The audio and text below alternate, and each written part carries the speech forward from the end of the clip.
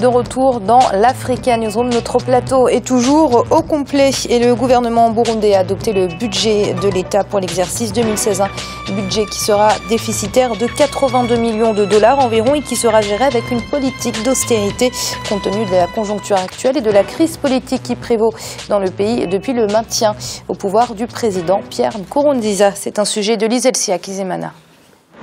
Le projet de loi sur le budget général du Burundi pour l'exercice 2016 a été déposé ce lundi 14 décembre 2015 au Parlement. Vendredi 11 décembre 2015, le président Pierre Nkurunziza avait dirigé le Conseil des ministres. Objectif, adopter le projet de loi sur le budget prévisionnel de l'État pour l'année 2016. Les prévisions des recettes globales pour l'exercice 2016 sont estimées à 1126,6 milliards francs burundais, soit 729 222 404 dollars, et les charges du budget général de l'État sont estimées à 1253,6 milliards francs burundais, soit 811 426 598 dollars. Ce projet de loi a été élu à l'unanimité par les ministres, un budget qui toutefois présente un déficit de 129 milliards de francs burundais, soit 83,4 millions de dollars américains, un déficit que le gouvernement envisage de combler en appliquant une politique prudente d'austérité. Il est très difficile de combler ce déficit. En plus, ce déficit sera largement dépassé parce qu'il tient compte des aides de la communauté internationale au Burundi, même en se référant aux accords de Cotonou. Mais pour le moment, le gouvernement prévoit la suppression des subventions au marché public et aussi, disons, que toute ONG recevant des devises de l'étranger, des aides, que ça transite par la Banque centrale, mais ne comblera pas le déficit de l'État. Et il y aura aussi d'autres dépenses qui vont être supprimées par l'État, notamment certaines dépenses de fonctionnement. Mais toujours faut-il souligner que c'est un budget, je dirais, qui est en fait défini à court terme, sans les préalables, sans aussi tout ce qui pourra se passer compte tenu de ce qui se prépare, de tout ce qui se fait au Burundi, éventuellement si jamais il y a des négociations. Le Burundi traverse en effet depuis avril 2015 une crise politico-sécuritaire qui a entraîné un ralentissement des activités économiques du pays et le gel de la coopération de la part de certains partenaires financiers, notamment internationaux. Jean-François, le Burundi devait bien s'attendre à ce défi parce qu'on avait prévenu le président Pierre Nkurunziza, et c'est le cas de le dire, que son maintien au pouvoir lui coûte très cher. Oui, il aurait été intéressant d'avoir le bilan de l'exercice budgétaire de l'année qui est en train de s'écouler. On l'a pas. Ce dont il s'agit ici, c'est un projet de budget. Les projets de budget, c'est forcément des projections sur des éléments dont vous ne maîtrisez pas l'ensemble des éléments, enfin dont vous ne maîtrisez pas l'ensemble des données. Et puis, bon, il est gouverné quand même par un principe de sincérité budgétaire. Et là, il y a, pour un pays comme le Burundi qui dépend beaucoup de l'extérieur, de l'aide publique, mais pas seulement de l'aide publique, mais aussi des concours sur le marché financier. Il est clair que ces deux robinets-là vont être fermés considérablement. Et puis par ailleurs, à l'intérieur, bon, il y a des coupes sombres comme on nous a indiqué, mais on a oublié de nous dire que compte tenu de la situation sécuritaire aujourd'hui, il va y avoir un chapitre des dépenses de l'État qui va s'alourdir considérablement, c'est les dépenses de sécurité.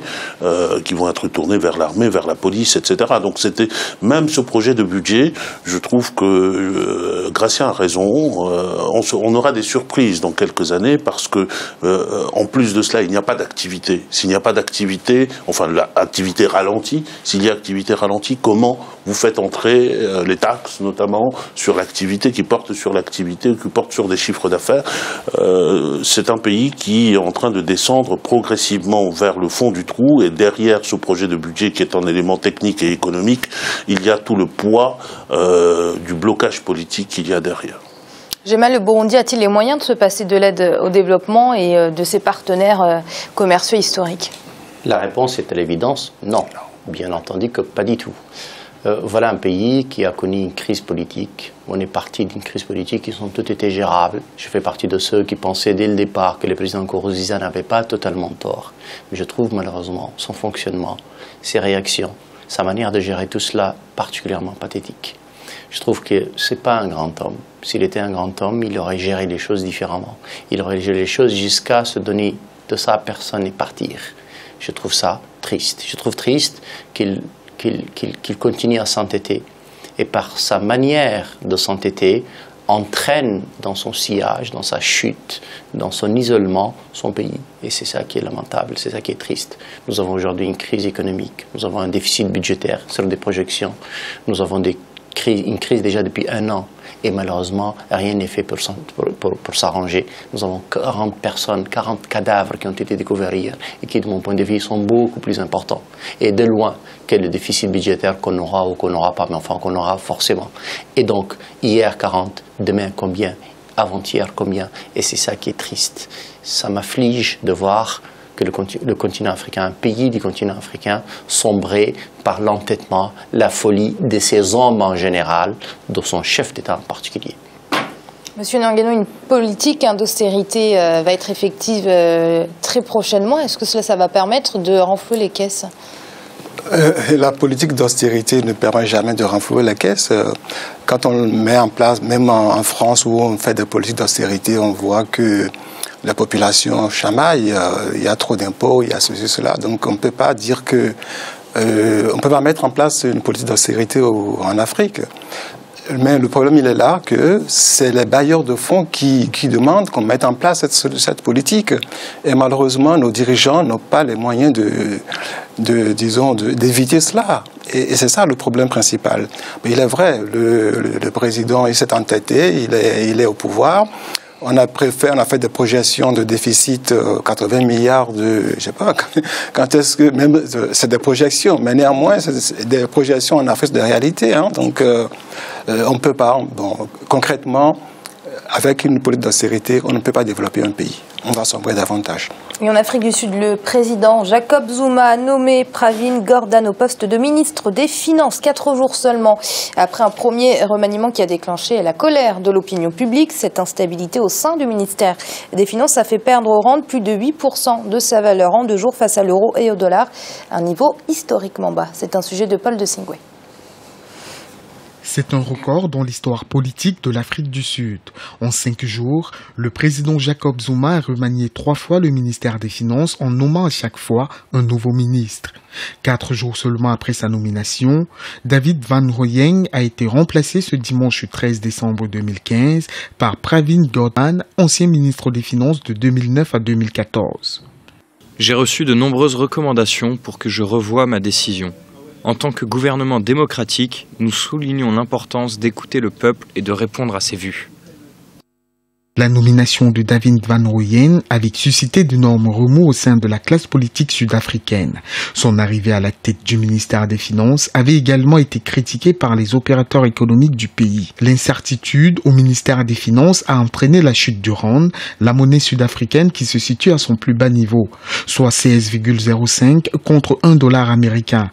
Depuis que le président Zuma est aux affaires en Afrique du Sud, la situation économique du pays, bien sûr, on ne le rend pas complètement responsable de ce qui arrive à l'Afrique du Sud, mais la situation économique se dégrade. Il y a la crise, justement, des mines, et on sait tout ce qui s'est passé, justement, lors de la grande grève des mineurs en Afrique du Sud. Ça, c'est un. 2, la manière dont cela avait été traité par le gouvernement n'a pas permis justement de redonner confiance au Sud-Africain. Et donc le président Zuma, en principe, il est à la recherche justement de l'homme rare qui peut rééquilibrer la balance de l'économie de l'Afrique du Sud. Avec cette nouvelle nomination, le président Jacob Zuma espère redynamiser l'économie du pays. En Afrique du Sud, le taux de chômage se situe désormais au-dessus de 25%. Jean-François, autant de remaniements en si peu de temps, comment jugez-vous l'attitude du président Jacob Zuma ? Si nous avions un peu plus de temps, j'aurais dit responsable et j'aurais pu argumenter, mais comme nous n'avons pas de temps, je dirais que c'est à peu près du n'importe quoi de pouvoir changer de ministre aussi plus souvent encore qu'on ne change de chaussures. Ce qui est au cœur de cette affaire, qui est une affaire rocambolesque, je pense que ça a fait la fortune de Monsieur Néné, qui maintenant, alors que nous ne le connaissions pas beaucoup, maintenant a une notoriété en Afrique du Sud assez considérable, puisque le soutien qu'il a pu avoir a conduit le président à changer de décision. Surtout, ce qui est beaucoup plus important, c'est que manifestement la décision, le remplaçant qu'on lui avait désigné était un indicateur de ce que le président n'a pas de conscience de l'intérêt politique et surtout économique du pays. On ne met pas ministre des Finances d'un grand pays comme celui-là, un vaste inconnu qui n'a pas de compétences en la matière. Et c'est précisément la raison pour laquelle je vais m'arrêter ici, parce que moi non plus, je n'ai pas de compétences en matière économique, pas plus que notre éditorialiste de tout à l'heure, mais c'est quand même fâcheux. C'est fâcheux, c'est l'accumulation d'un certain nombre de gaffes que le président Zuma nous fait. Il commence à devenir coutumier du fait. Oui, Gemal, il a joué à un jeu dangereux, le président Jacob Zuma. Non, le fait que le ministre des Finances soit inconnu n'est pas en soi une tare. Non. Pour qu'il soit compétence, il ne l'avait pas. Mais pour qu'il soit connu, il faut bien qu'il soit nommé un jour. Et donc, on est tous de l'histoire inconnue jusqu'à ce qu'on soit connu. Et donc, évidemment, la situation, d'abord, il peut arriver dans une crise politique qu'on change de ministre des Finances plusieurs fois. Je ne suis pas très objectif sur Jacob Zuma, je suis très optimiste jusqu'au bout. Mais plus sérieusement, il y a un ingrédient d'une crise regroupée, une crise économique. L'Afrique du Sud en connaît, la chute des matières premières pose un vrai problème, la chute de la rente pose encore un vrai problème, une crise politique parce que c'est un pays qui s'achemine vers des élections importantes et donc le président Zuma est affaibli, c'est un secret pour personne, une mauvaise gestion donc ces derniers temps par les ministres des Finances respectifs et puis il y a manifestement un problème de détournement. Donc c'est tout ça à la fois, tout ce cocktail-là crée incontestablement une situation politique qui est préjudiciable en général. Que le président Zuma y réponde en changeant de ministère des Finances à chaque fois, c'est plutôt à son honneur et ça ne me pose pas de problème personnellement. Je sais que c'est un sport africain, et c'est un sport national de taper sur Jacob Zuma. Je ne mange pas de ce pain-là, je suis un soutien absolu du président Zuma et je continue à penser que c'est l'un des plus grands hommes de notre continent. Manifestement, M. Néné, le ministre Néné, a été remercié pour cause de contradiction entre lui et le président sur un dossier sensible. C'est ce qui arrive généralement en matière de politique, même surtout économique. Si on n'est pas d'accord avec le président sur la ligne mise en place systématiquement. Il y a un ministre français qui a dit un ministre, ça ferme sa gueule ou ça démissionne. C'est tout. Il n'est pas content avec le président, il démissionne. Sur le dossier de la compagnie aérienne sud-africaine, parce que c'est ce dossier-là, de son alliance avec notre société. C'est lui qui définit la politique économique de l'Afrique du Sud, c'est le président Zuma. Quand on n'est pas content avec le président Zuma, on s'en va. Et c'est comme ça. C'est la politique. Et on va finir là. Merci Jean-François. Non, Jean-François, vous voulez pas... C'est la fin. C'est la fin. Oui, c'est la fin, désolé. En tout cas, bonsoir Amira, bonsoir à toutes, à tous. Je ne me rendais pas compte. Nous étions partis sur une lancée qui nous aurait mené très très loin. Ouais, le débat économique, c'est toujours captivant. Quand on commence le débat économique, on n'arrive pas à finir. Donc je remercie la charmante Amira, pardon. Il n'y a pas de mal. Ça marche aussi. Ça marche. Merci à vous, Monsieur Nyangénon, pour vos analyses. Merci beaucoup. Merci. Et merci à vous, Gemal. Merci Amira et bonsoir à tout le monde. Vous l'aurez compris, c'est la fin de cette émission, mais l'Africa Newsroom, ce n'est pas fini. On se retrouve demain pour une nouvelle émission, toujours consacrée au secteur des télécommunications. Merci de votre fidélité. À très vite.